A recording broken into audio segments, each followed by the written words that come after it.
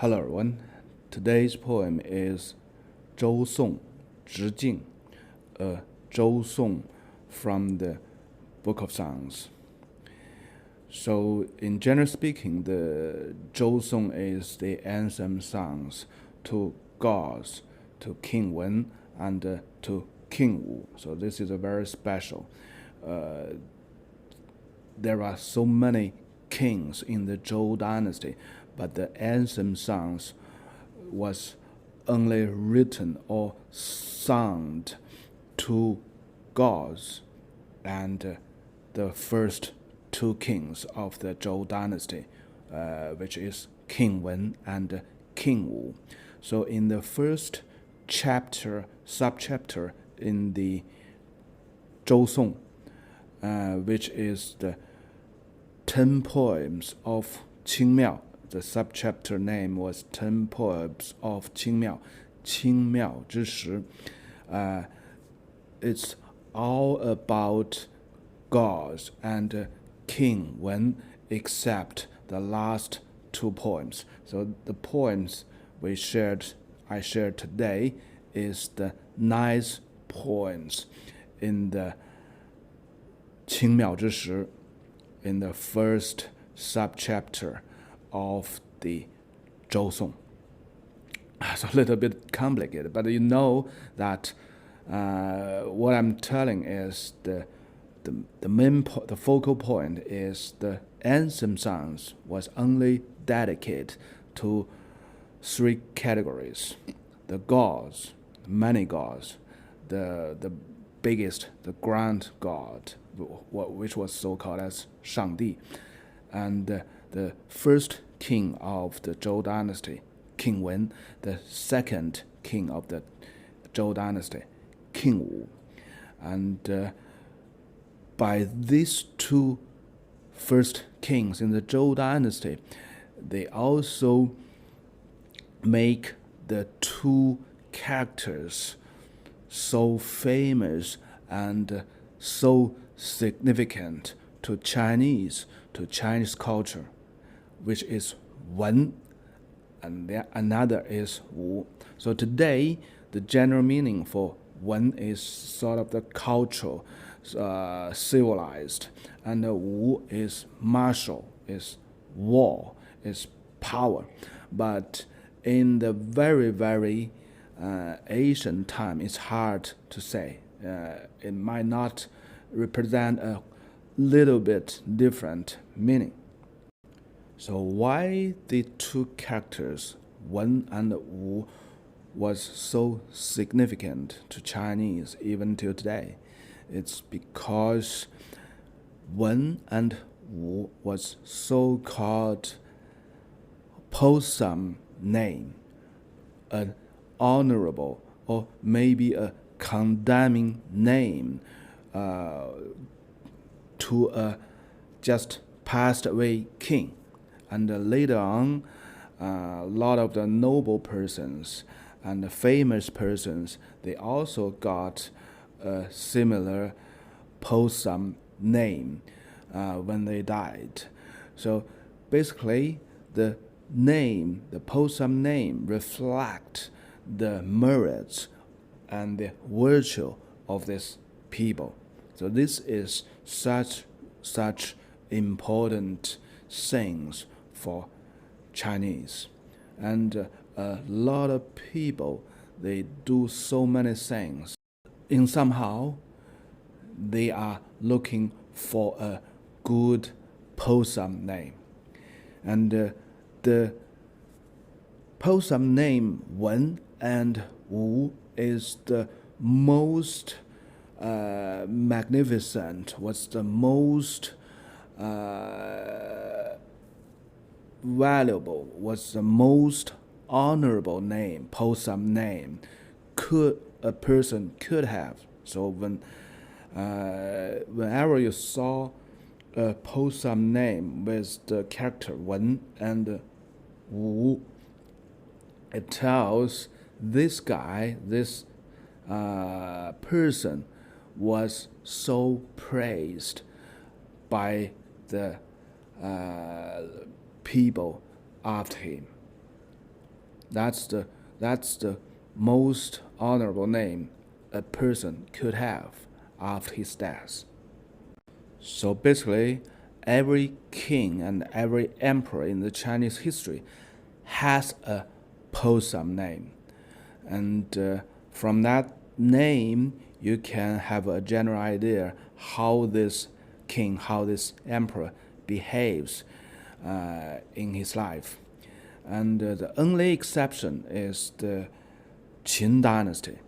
So the first emperor think that his dynasty could last forever, and his merits, his achievement could never be judged by anybody after his death. So he claims that he was the first generation of the emperor, and his descendants should be called as the second emperor, the third emperor, and they don't need a Posthumous name.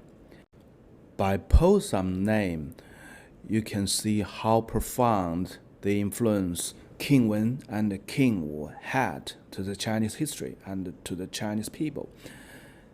And even though the kings before the Zhou dynasty, they have the Posthumous name, but actually the regulations, the methods we create and we gave the Posthumous name is since the Zhou dynasty and since King Wen and King Wu, or maybe after just some years later after King Wen and King Wu.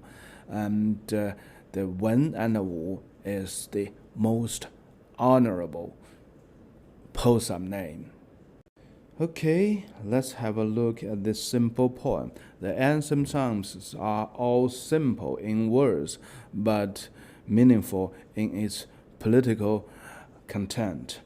And in this poem, we will just go through the meaning very quickly and focus on some of the very interesting characters. Okay, the first sentence, 执竞武王，无竞维烈. So the King Wu hold his duty, hold his position so well, and nobody could be paralleled to him. Okay, the character. 执竞 is a long word of 执竞, so we have saw this character in other poems in Book of Songs. So it basically means the position, the duty. Even as a king, he still holds a duty, a position, the duty to the people, the duty to the God. So this whole sentence means the King Wu is the most capable kings ever, and nobody could compete, could be paralleled to him. 无竞, nobody could be paralleled. 竞 means to parallel, to compete. 烈 means a line of heroes. And in the Zhou dynasty, only the kings and the most greatest heroes, they could be lined up in the grand temple of their death. So for the kings, of course, they would be lined up, listed in the grand ancestor temple. I mean their name panel, which represent their ghost, will be lined up in the grand ancestor temple. And all those great heroes in the country, they would also be lined up, listed in the grand ancestor temple. This is the highest level honor a person could have. So in the long run, 烈士 became a very, very delicate term to those dead who has contributed a great achievement to the country, to the people, even till today. So whenever you see this term 烈士 in today's life, first thing first, it refers to a dead person. Second, it refers to a great hero. So the first sentence basically means King Wu is the most honorable person within the Zhou dynasty. Not to say among the kings, but also among all of the people, among all the great heroes that the Zhou dynasty had. And the second sentence, 皮显成康，上帝是皇. So this is a description of the scenario. So the anthem songs is always a description or a ramp up to a grand ceremony to their ancestors, to gods. So in this grand ceremony described in this poem, King Wu was the person who was sacrificed to. But also there are some other kings. In the second sentence, 皮显成康, the King Cheng and the King Kang, they also shows brightly. 皮 means big and bright. 显 is shows up. So this is we have talked so many times in the ceremonies in the Zhou dynasty. There will be an actor who play the role as if the dead king came alive, descendants from the heaven down to the earth, and show up in the grand ancestors' temple. And the last sentence in the second pair of sentences, 上帝是皇, it also tells us the gods show up as well. Huang is the most big and bright. So the first two pair of sentences tell us that the King Wu show up, and the King Cheng, the third king of the Zhou dynasty, and the King Kang, the fourth king of the Zhou dynasty, they all show up, and the god also show up. Among the four characters, the god is the most big and bright figures, but King Wu was the most honorable person here. Okay, the third pair of sentences. 自彼成康，奄有四方，斤斤其明. Since the time of the King Cheng and King Kang, the Zhou people, the Zhou dynasty, have the land everywhere. 四方 means everywhere, in four directions. 斤斤其明, and we look after the people, the land, so wisely and so clearly. So in the third pair of sentences basically tell us, finally, after the ruling of the fourth king, King Kang, with all the efforts of the first four kings, the Zhou dynasty finally have the land everywhere, and the country was finally in peace and prosperous, and they take care of the country and the people so wisely.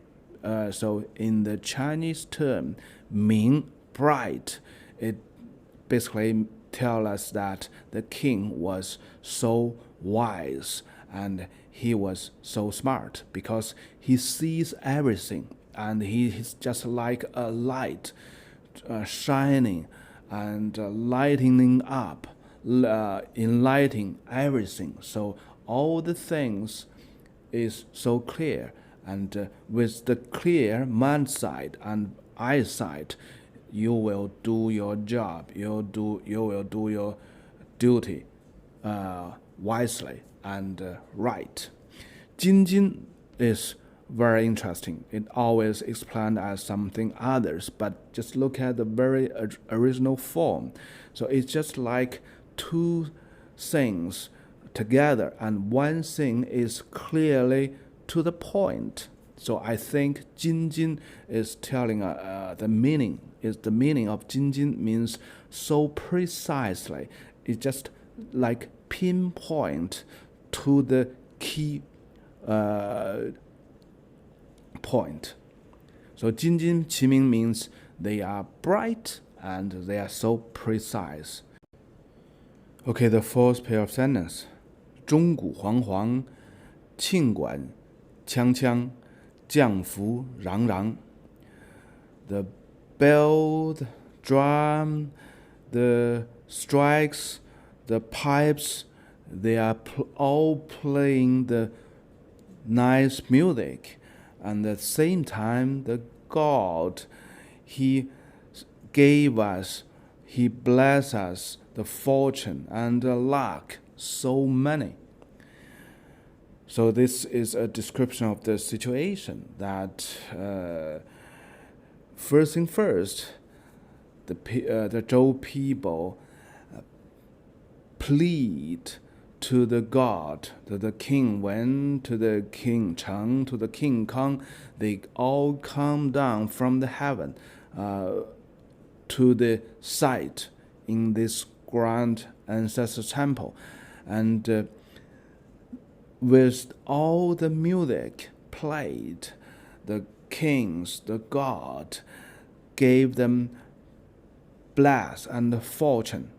So this could be something of the real actions by some of the writers, but nobody's quite clear how it was blessed, how the fortune was given. Maybe by words, the God, the actor of the God, of the king, of the passed away kings, they say some of the blessing words to the people in this temple. So let's go to the characters. Huang Huang is the sound simulation to the bell and drum, and Qiang Qiang is the sound simulation words to the sound of Qing and Guan. Qing is sort of the striking music instrument made of a piece of stone.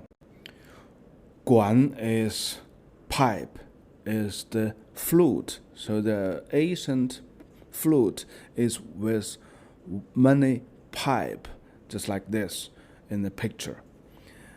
So the first three pair of sentences basically tell us in this ceremony is dedicated to the King Wu, basically, and also the King Cheng and the King Kang was also prayed to.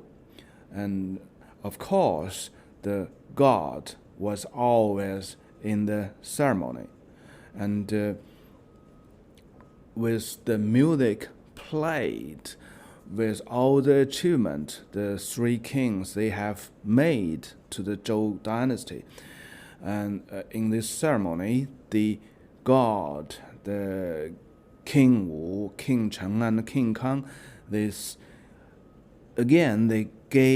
blessed the fortune to the people on site. Okay, the fifth pair of sentences. 降福简简，威仪反反. So it's still they are sending the fortunes down to the people on the ground. So the character, let's see, 简简. 简, the very original form is like this.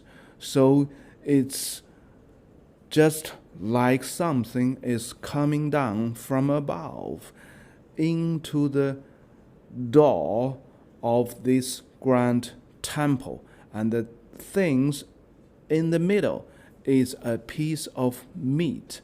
The piece of meat resembles the fortune, or in the ancient words, 做肉. So what do you know? So this is the other part of the ceremony. So basically, first thing first, the Zhou people, they boil, they barbecue the carne, and in the grand temple, and the smells go up to the heavens. So the god, their passed away kings, could enjoy the smell, which means they had those offerings from them. And finally, when the ceremony goes to the second half, they will take those barbecue, those boiled carnes with them as the blessing from the god. So that's the 做肉 means. That's the meaning of this piece of meat. And you can see the meat in this character, 简. And in the later generations, this character was wrongly interpreted as some of the bamboos on the very as the radicals. But from the very original form, you can see it's not a radical of bamboo. It's something coming down from above, from the heaven. And at the downside, at the ground, there is a piece of meat. So that's the blessing from the god. 降福简简. So everybody take a piece of meat from the god, and they treat this piece of meat as the greatest blessing, the greatest fortune from the gods. So that's this character means. And the 威仪反反, the power, the ritus looks so profound. So let's see the very original form of this character 反. On the lower right part is a hand trying to catch something. On the upper left part is something cover up. So 反 basically means it could have two things. First thing first, the god, the heaven, and cover everywhere. So the god, the heaven, sent their power, their ritus to everywhere and cover up every piece of land, every people. And every people take a piece of meat with them, right? So that's the fifth sentence. So with this understanding, the last sentence is so simple and logic. 既醉既饱，福禄来反. So after the long ceremony of blessing and gave fortunes, and then finally they followed with a big dinner, with a big party, with wines, with all the meats blessed or gave from the heaven. So they have a grand party and dinner together, all the Zhou people. And the fortune and the assets finally come and cover everybody. Like the fortune and the assets come, fan is covered. So everybody was covered by the fortune and assets from the heaven. Okay, we have several anthem songs already. So basically, the content is quite similar. It's all about a grand ceremony, either to God, to their kings, the King Wen and King Wu, or either to some other god. Let's say the earth, the god of mountain, the god of big rivers. We will see some of the sort of the poems later. And in this grand ceremony, basically it means two things. They sacrifice to the god, to their ancestors. And on the other hand, the god, their ancestors, will bless them and give fortune to them by the returning the piece of meat to them. And at the very end, a grand party, a grand dinner was followed and held, and everybody will end up with the most joyful moments, full of best dishes, drunk with best wine, the most happy life, the most happy hours could have, right? That's the grand ceremony means to the Zhou people. Okay, that's for today. Bye-bye.